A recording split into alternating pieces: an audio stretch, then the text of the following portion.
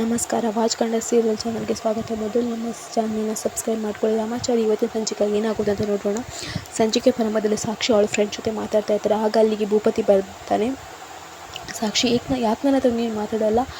ನೀನು ಏನು ಅಂದ್ಕೊಂಡಿದ್ಯಾ? ಮದುವೆ ಆಗಿಬಿಡೋಣ ಅಂತ ಅಂದ್ಕೊಂಡಿದ್ದೆ ಬೇರೆಯವ್ರನ್ನ. ಅದಾಗಲ್ಲ.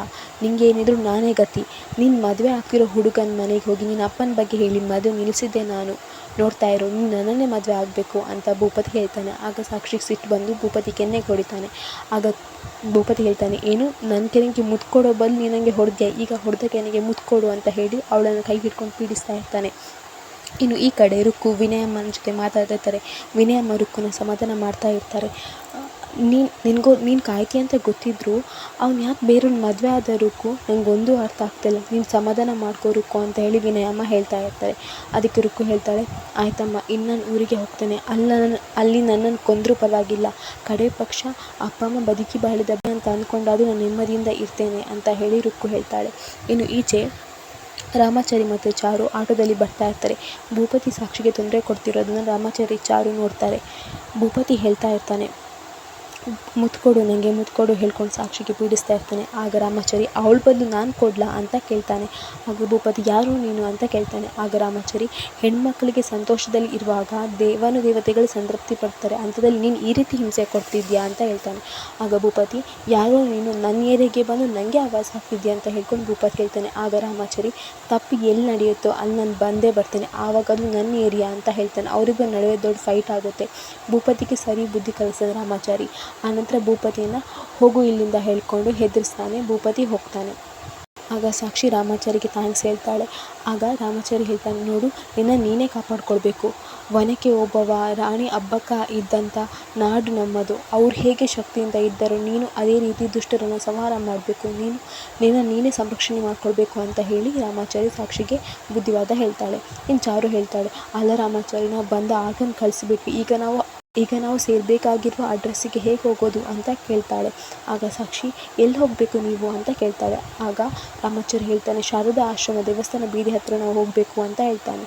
ಅದಕ್ಕೆ ಸಾಕ್ಷಿ, ಓ ಹೌದಾ, ಅದು ನಮ್ಮನೆ ಹತ್ರ ಇರೋದು, ನಾನು ನಿಮ್ಮನ್ನು ಕರ್ಕೊಂಡು ಹೋಗ್ತೀನಿ ಅಂತ ಹೇಳ್ತಾನೆ. ಇನ್ನು ಈ ಕಡೆ ಕೃಷ್ಣ ಒಬ್ಬನೇ ನಿಂತಿರ್ತಾನೆ. ಆಗ ಮುರಾರಿ ಅಲ್ಲಿಗೆ ಜ್ಯೂಸ್ ಕುಡಿತಾ ಬರ್ತಾನೆ. ಅಲ್ಲ ಕೃಷ್ಣ, ನೀನು ತುಂಬ ಕೆಟ್ಟ ಕೆಲಸ ಮಾಡಿದ್ದಿ, ಹೌದು, ಅದರಲ್ಲಿ ಯಾವುದನ್ನ ಒಂದು ತುಂಬಾ ಕಾಡ್ತಿರೋದು ಅಂತ ಹೇಳ್ತಾನೆ. ಅಂದಹಾಗೆ ಪ್ರೀತಿ ಏನೋ ಅಲ್ಲ ಅಲ್ವಾ?